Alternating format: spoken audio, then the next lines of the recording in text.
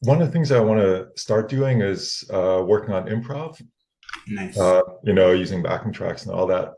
And one of the things that's been really difficult for me in the past is one of the ideas of improv is thinking about like following the chord changes and targeting notes and all that. And I can do that in my mind, if I just like, if you were to ask me, so here's a 2-5-1 progression in C, what are the target notes that you should be aiming at?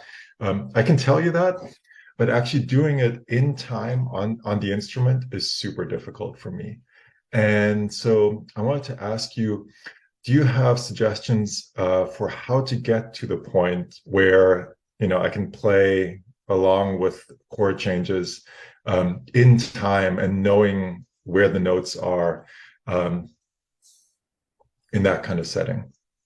Yeah, of course. First of all, what I have to say about this is that going from knowing what notes you have to play to be able to play them freely in time around the fretboard is just simply from going to from one to another right away. It's skipping a bunch of steps, right? And that's why we usually fail to do that, right? Not just you, everyone. Um, yeah, Great. Yeah, that's what I suspected. And so that's why I'm glad that you're telling me that there are intermediate steps that I can take. Because yeah. otherwise, it just seems like I'm going from zero to Mount Everest.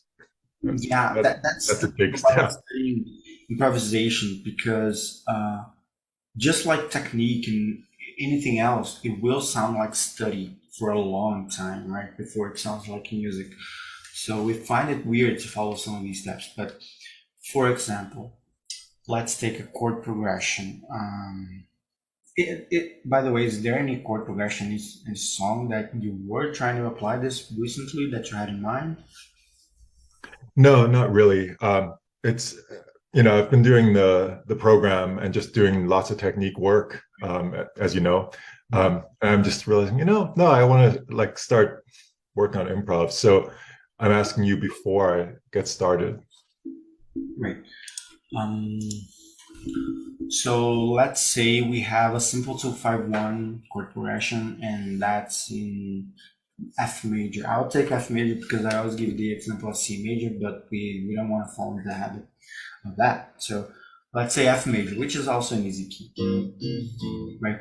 Um, the first thing is know what the target notes are, which are basically, technically we can think of any note in the chord, but we all know that the root and the fifth, when it's a perfect fifth, they're kind of irrelevant in a way that they are good notes, but they don't tell us so much about what the chord is. Not to mention that in a chord that has a major seventh, the root can actually clash with the major seventh. That's why you'll see jazz standards. If you take, like more traditional jazz standard sheet in real book, um, you'll find that a chord that has been major seventh the entire song, when the melody ends in the root, in the last chord, then the chord has a sixth, not the major seventh, right? So this is a real thing. Anyway, so the root and the fifth, there are notes that you can definitely use to outline the chords, but they don't represent too much. So that leaves us with the thirds and sevenths, which are what we want. My recommendation of like a first step is find a place in the guitar, like it can be the first position here. You choose third for every chord, and then you have the chord progression that goes like this, and then you play literally this in time. It's important that you play the right note in the right time, right? So let's say the rhythm goes.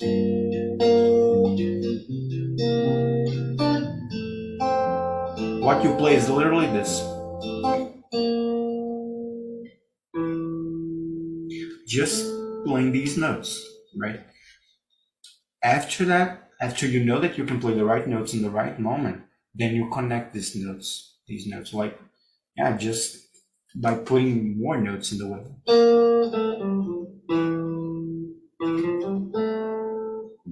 And it already starts to sound like something.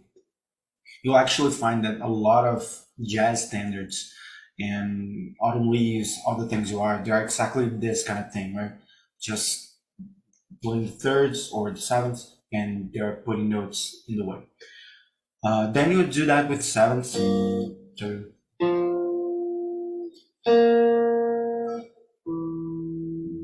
right? And then you'll do the same process. And then you'll start to see that actually thirds and sevenths, they in a 2-5-1 or any circle of fourths or the semicircle of fifths, depends on how you do it. You'll see that in any case, in any situation like this, the thirds and sevenths, they have a pretty interesting relationship, which is, if we go here, G minor, C7, F major 7. That's because of guide tones, right? Thirds become sevenths, sevenths becomes thirds, and visualizing that is crucial. So in terms of targeting chord tones, they are your goal, and that's the first step, really targeting those notes and making sure that they fall into place. And remember what I said earlier, this is not yet the part of making music. This is the part of being able to do the specific thing, is to develop the skill of playing, chord tones, of your mind doing things that you want. And when you're going to make music after it, it's up to you whether you use this tool or not, obviously, right? In the end, this is subjective. But to master the skill, you have to, do this thing. And it's funny, I had this improvisation. I had this teacher in college that people will go to him and said, "Oh, I'm here to learn improvisation because I want to play more freely." And he said, "Okay, you think you play more freely with this improvisation lesson, but the first thing I'll do is give you a pair of handcuffs, because you are really tied to play with these things." And after that, what you do, you develop more. Well, you can't, because there's the whole chromatic approach thing, mapping out arpeggios can be even better with this.